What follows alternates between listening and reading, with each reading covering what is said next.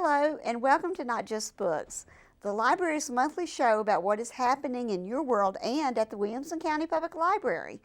My name is Dolores Greenwald, and I'm the director. Thank you for joining us. I hope you enjoy the show. We certainly have a great time bringing it to you each month. In our Save the Date segment, we'll be discussing a special campaign that will kick off July 1st of this year. Rebecca Tischler, reference librarian at our main branch, will be here to tell us about it. The big news is that it will involve each and every person in Williamson County. And if you want to know what it is, you'll have to stay tuned and find out. Our special guest for our Your World segment is Mark Basenberg, Community Relations Coordinator with the Williamson County Animal Center. He brought a special guest with him, and he'll be talking about what is happening with the center and what new and innovative projects the staff is working on. If you have kiddos, you'll want to definitely pay attention to this segment. Our new children's librarian, Katy Searcy, will be here talking about great children's books to read during the long summer days and nights. You might even want to drop by the library and get them for your summer vacation. Thanks for joining us. We have a terrific show, so stay tuned.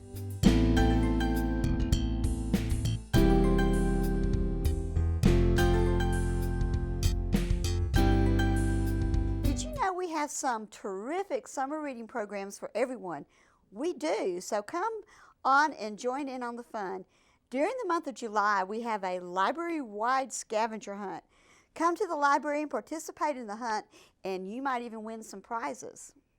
Hello, and welcome back.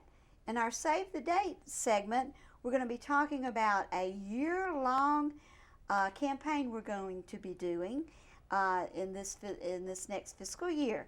And I am very pleased to announce Rebecca Tischler with us today.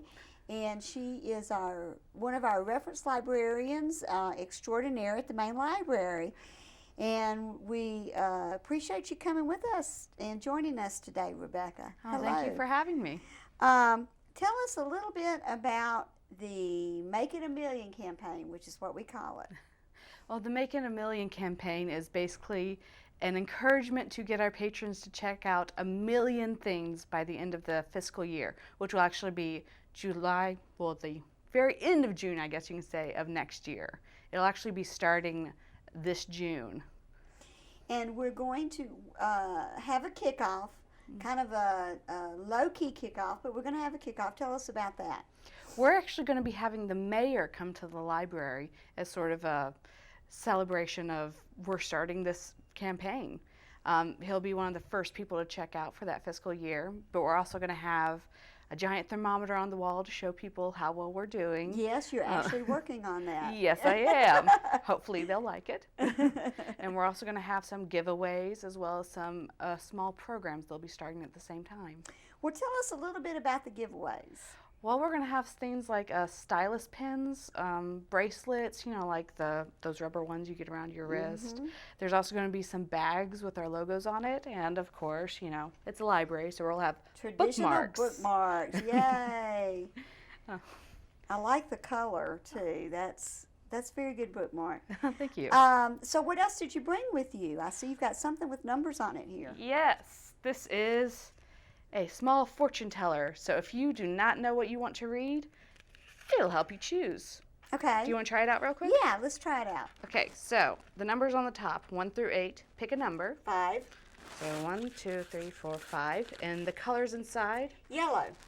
Y-E-L-L-O-W. All right, pick another color. White. White. All right. So she got mystery. Ah. And we have various bookmarks with actual author suggestions. So if you don't know what to read, you can choose and take a look. Some of the mystery writers. Very cool. I like that.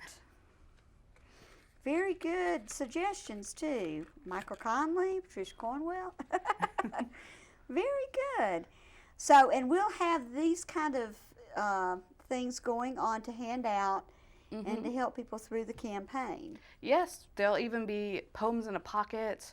There'll also be find the first line of the book, I guess you can call it. Ah. So that'll be fun. You'll have to come to see what these are all about. Take a look. Well, very good. Well, the mayor's going to be with us when? July 2nd, I think we are on his schedule to come by. At about 9:30 in the morning, I believe? Yeah, I think so. So tell us about why we're doing this campaign. Why is it important to support libraries? Well, a lot of people believe that libraries are just books. Well, you know, like the show, not just books. That's There's right. so much more about libraries. We have community programs that are very popular. We also have more than books. We have audiobooks, we have movies, we have events going on. It's really more of a community center, and it's important for people to support the library because it's central to the community. That's right. That's right. And it's not just books, but we still have books as well. Oh yes, we have plenty of books. And tell us a little bit about our website so people can go and find out more about what we do. Well, there's different aspects to the website, I guess you can say. There's actually a catalog where you can look up any books that we have, along with the movies and everything. You can also find out upcoming programs, and soon there should actually be an addition to the website about our Make It a Million campaign. So keep a lookout for it. And our web address is? WCPLTN.org. That's right. And you can also sign up for our email and get a list of our weekly events that we have. How does somebody do that? You can actually contact the ref email and ask to be added to our newsletter. Also, with the Make It a Million campaign, you can go online to our website and start an application to get a library card with us. And also, some of the staff, and you're involved with this, we have a blog as well. Yes, we do. So tell us a little bit about that. The blog is sort of a area where the librarians can share information or be a little humorous, and it's updated every Friday. But we have book lists, we have things to think about during the summer, you know, ways to stop the summer slide, which I think is being discussed on today's episode as well. And that's very so good. it's a lot of good information on the blog. Well, for the folks out there, Rebecca is she's in charge of our Awesome Box. If you come to our main library, you'll walk in and you'll see the Awesome Box. And we have had a lot of people participate with that. So I just recently added something to it. So tell us a little bit about that. Well, the Awesome Box is patron favorites. It's whatever the patrons love, any books or movies that they just absolutely enjoyed and want to share with other people. So they can submit it to the Awesome Box, which is in the front foyer, and we'll actually add it to a website where everybody can go look at the patron favorites. And then we also have a weekly update display where we share 6 books that have been submitted to the Awesome Box. And we've actually had comments from some patrons about how excited they are to see one of their submissions on that board. That's cool. And I have to admit, putting a book in the Awesome Box is easier and quicker than sitting down and writing a blog about it. Yes. Which Rebecca, you know, I'm not one to blog, so Rebecca is probably glad that I did put a submission in there recently. So there's various ways to find out about what we're doing. And also, you can find out information about what the branches are doing on the website as well. Nolensville, College Grove. So log into our website, WCPLTN.org, and find out. And please participate in our Make It a Million campaign, and let's make it a million. We'll be right back.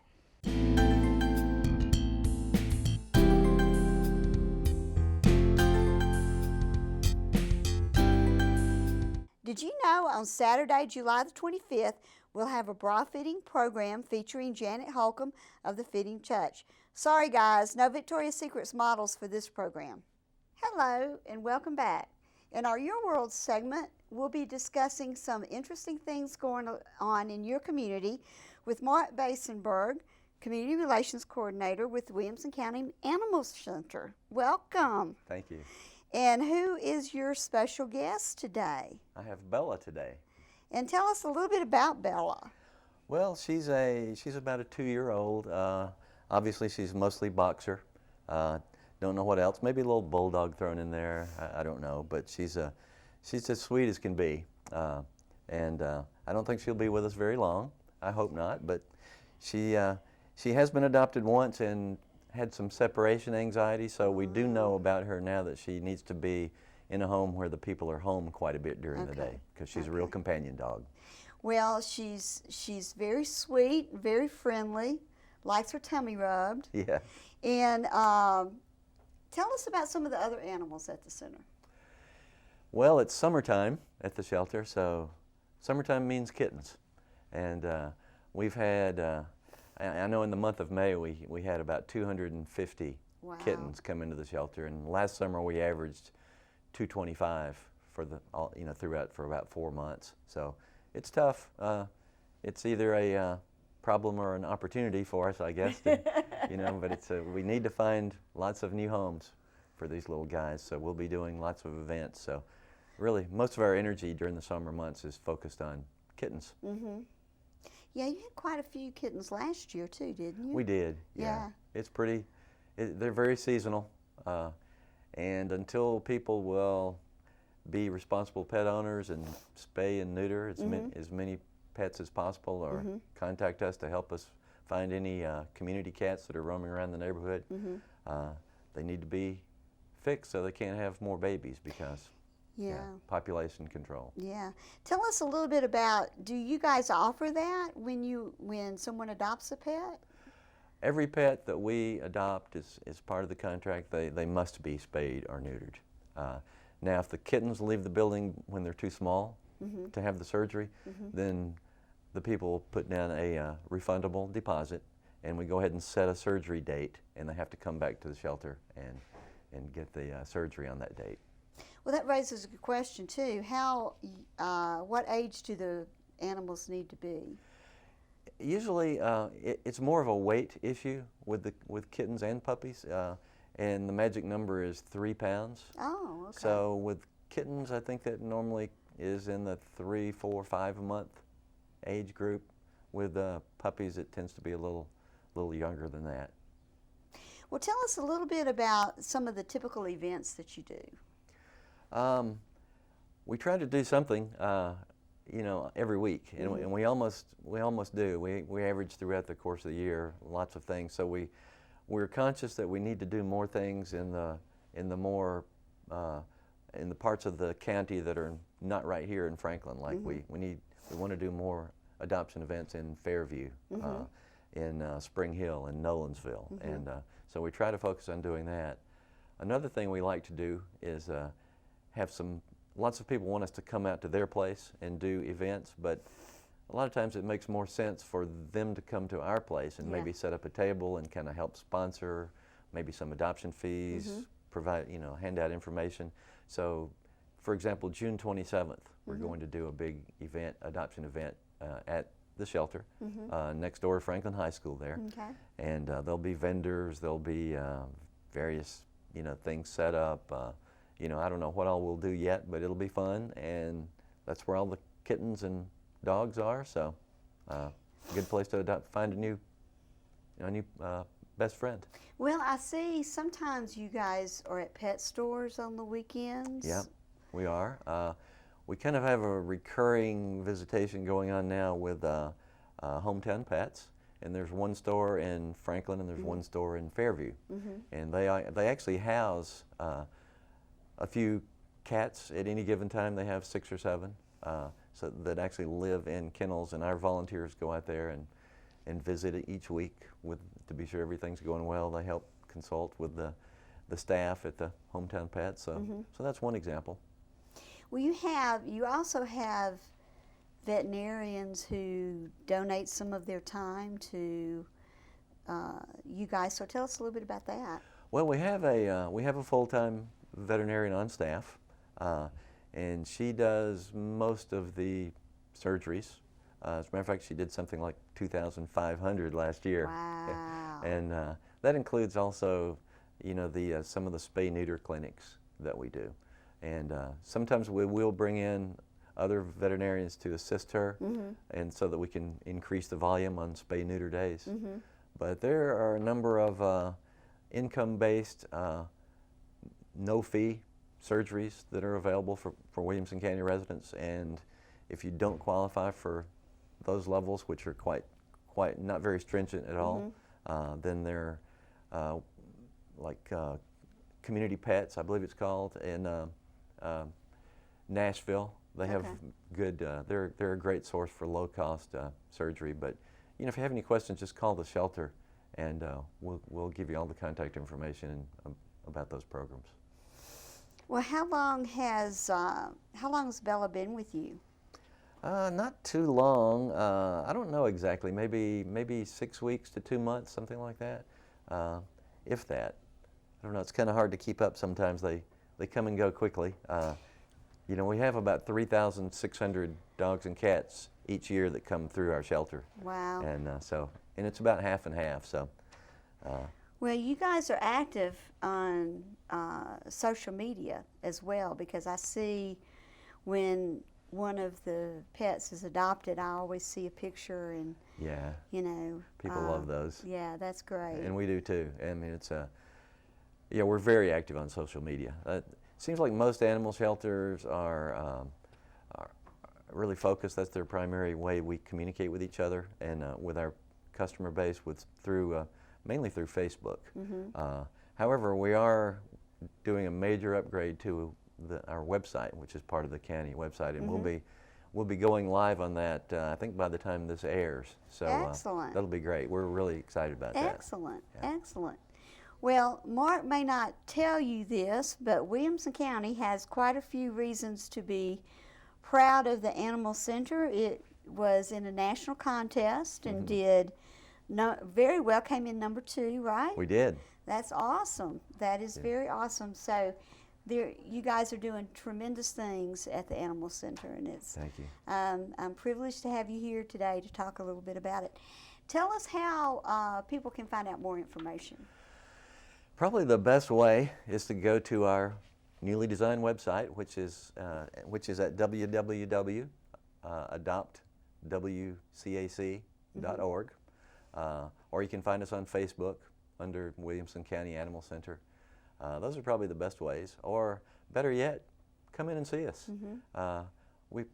Lots of people tell me every day that they're so impressed with how clean our shelter is, how good it smells, how obviously loving and caring our volunteers are and our staff. I mean, we thank you for the compliments that you gave, and I'm not hesitant to brag on us as well, because it just takes so many people and so much effort and a supportive community, and absolutely, we've got all that, and it's really a fun place to work. Well, that's excellent.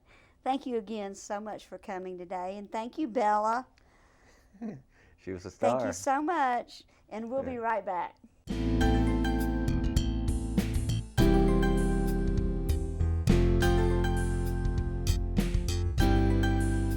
Did you know Tuesday, July 28th, we'll have a special night at the Dyer Observatory for Williamson County Library cardholders. Reservations are required, and the gates open at 7:30 p.m. and viewing from 8 until 10 p.m. Hello and welcome back. In our What's Hot in Books segment, I'm privileged to have Katy Searcy here with the Williamson County Public Library. She works at the main library in the children's department. And thank you so much for joining us today. You're welcome. How long have you been with us? I have been with you guys for about a month. Right during the beginning of the summer reading program. Well, excellent. Well, welcome to the show today, Katy. I appreciate you being here. What are some of the books that we have chosen that would be good for kids to read? Volunteer Book Awards help with that, so tell us a little bit. Okay, well, they've got Pete the Cat and his magic sunglasses this year in the primary category. I know he's always a favorite. Yeah, he's one of my favorites. I love Pete the Cat. Yeah. And The Day the Crayons Quit is another good one in the primary section. That's a cute little story.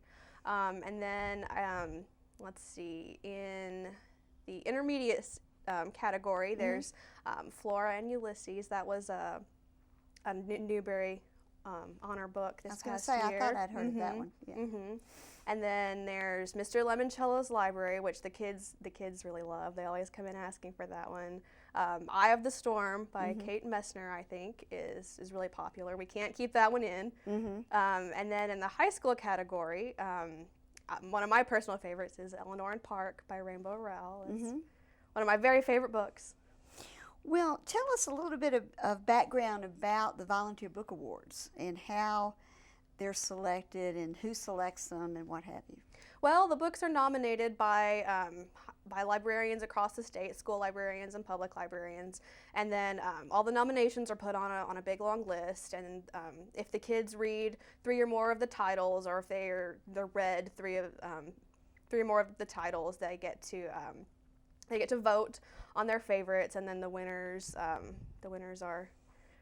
authors of the winners are given a plaque, and they're invited to come receive the award, and the kids love being a part of that. Yeah, because they're part of they can select some of their favorites, and that's always a fun thing to be able to do. And they're different age groups. So what is the range of participants? Well, the primary category is pre-K through 2nd grade. And then there's intermediate which is 3rd through 5th, and then middle school is 6th through 8th, and then high school is 9th through 12th. So it's kids of all ages in school. Now, the ones that we were talking about earlier, that's some of this year's titles. How many titles are there generally? Oh, there are up to 15 titles per category. So there are lots of them. Yeah. Lots of them. Well, good. That helps give parents a selection of what they might want to read with their kids this summer. And why is it a good idea to keep kids reading when they're out of school during the summer?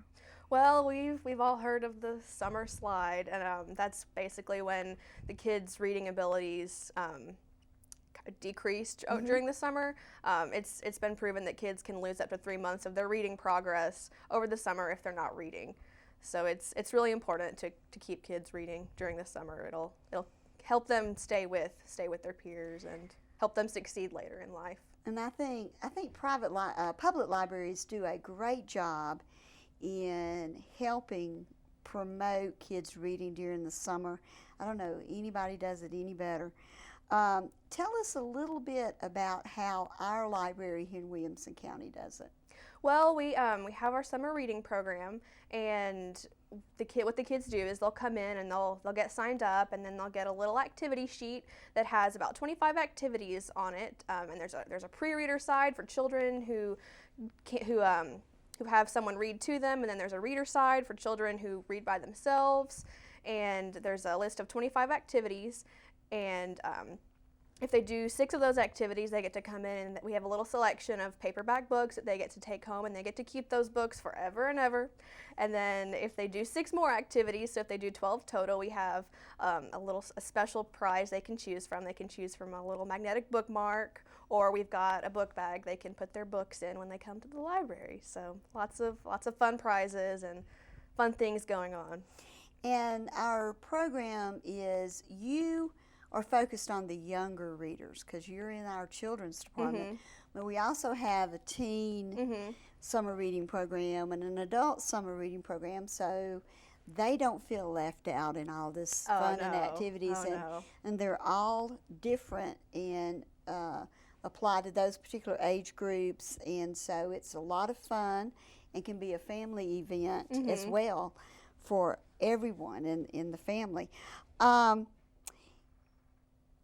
Parents need to be involved in their children's reading and keep up with their progress of their child as they're reading. What are some of the ways parents can do that? Well, I know a lot of the schools give out their accelerated reader levels, which are a good way of telling what reading, what they should be reading.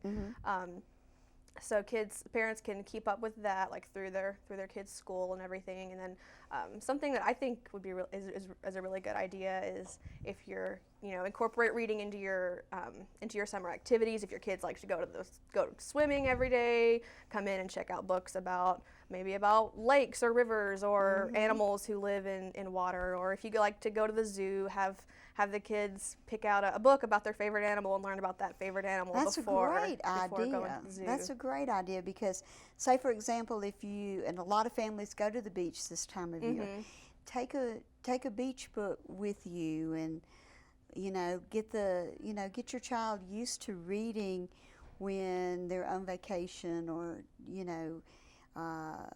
reading about mountains if you go to the mountains. It's a great way to get your child actively involved, and I think that's great. I think the one way to create a reader is to be one yourself. Let your kids see you reading. Not only read with them, but let them see you reading as well. So parents, take those books with you too and have a good time this summer. How can someone find out more information about what's going on with our children's programs? Well, you can stop by the children's desk in the children's department at any time, and someone will be there to tell you about it. And then, or you could always call us, and we'll give you more information over the phone as well. We should also tell folks too that our regular story times that we do for preschoolers, we keep those going on in the main library during the summer, not in the branches, but in the main library. And also on our website, we have not only what's happening with your department and at the main library, but also at the branches as well too. So log in, wcpltn.org, and see what's going on everywhere among the branches. So thank you so much for coming today. I appreciate it. Your first of many visits with us, I hope. And we'll be right back.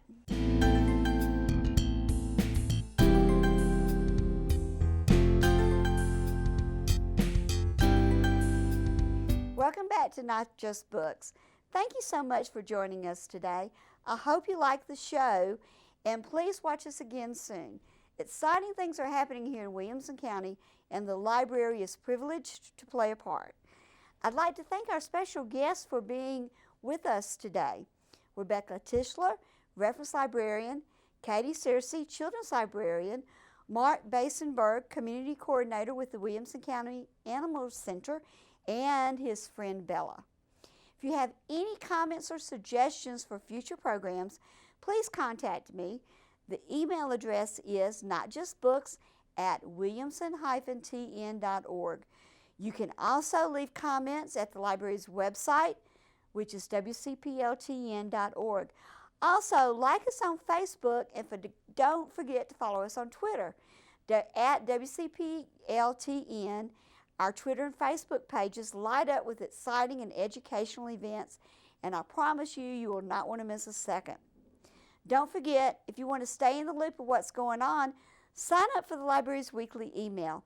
You can do that by going to the website, wcpltn.org, or you can send an email to ref@williamson-tn.org.